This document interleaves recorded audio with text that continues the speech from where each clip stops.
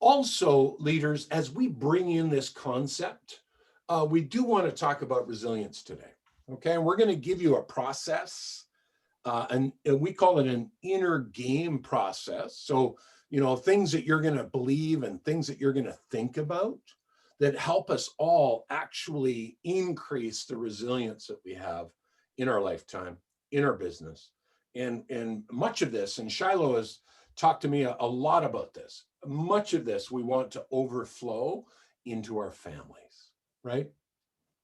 Isn't it cool that the principles that we apply at work have the same impact, or can, in the concept of our relationships and in the concept of our families? So I want you to think about that. Resilience, great word. So Tan, the Google guy, he writes a book, Search Inside Yourself. Of course, he had to have search in it, right?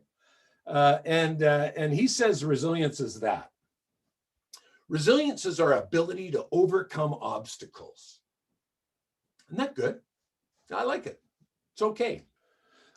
Dictionary.com, I had to look it up for you, right?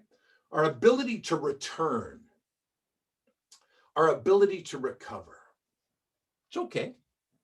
So think about that rebound, right? Think about our ability to sort of, we get hit and we bounce back. And we're going to give us some context for this idea soon. Now, Gallup did this. They went back and they looked at all of the previous 5 crises across the world in North America. And they found that there's actually 2 specific directions that people take. So this is all of us. This is, people that are managers and people that are workers and all of us, okay? The first, obviously, and let's just put it on the table, we're going to feel fear, right?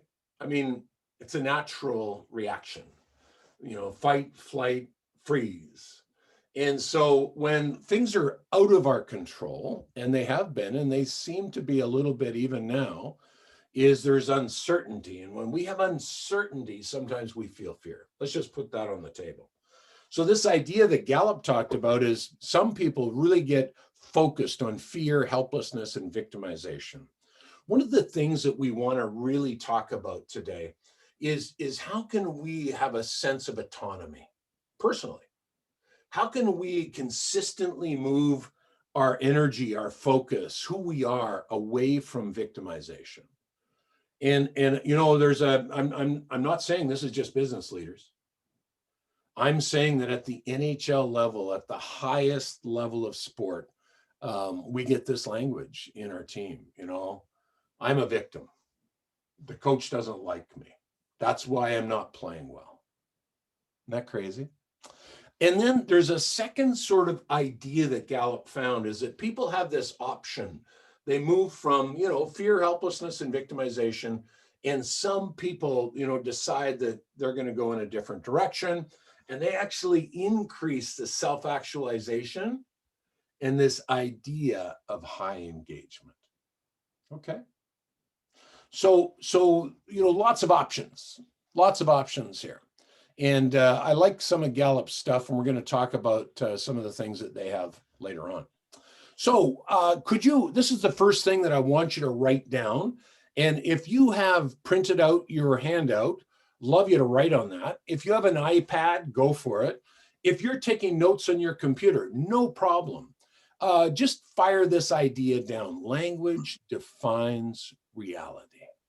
You fire that down somewhere. This is a powerful thought, isn't it? Language defines reality. Anybody want to get a stab? Just jump in, give a stab at, what does that mean to you? It doesn't have to be perfect. Just what are some of the ideas that hit home when I say language defines reality? Give me some of your context. My dad does this, and he always has spoken faith to a situation, but in my head, I just tell myself he's lying. That's good.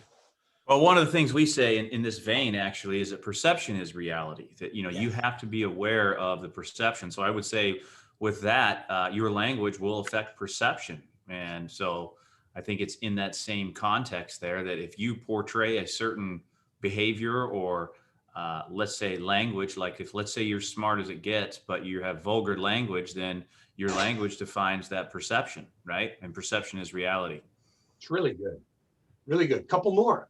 What hits home when we say language defines A reality? lot of times I talk about just like self-talk as far as, you know, what you tell yourself and what you tell others becomes, you know, reality. If you're really stressed out and there's a lot of stuff going on, if you focus on the negative and that's what you talk about, that's how it's going to be.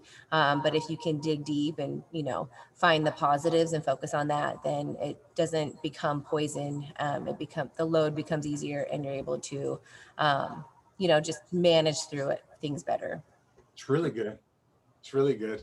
That's awesome. Thank you. Any others? Just as we, you know, keep moving here. I'll add body language, vocal tone, Yeah. that kind of stuff. So those nonverbal cues, you know, how you sit in your chair, like that all feeds into that energy. It's really good. So really good job, team, in describing that. And, you know, most of neuroscience now is really pointing to this idea that language defines reality. In our session tomorrow, we're going to, when we dig deep into coaching, we're going to actually explore this idea that questions define language. Okay. Isn't that cool? So language defines reality, and then questions start to define the language that we use.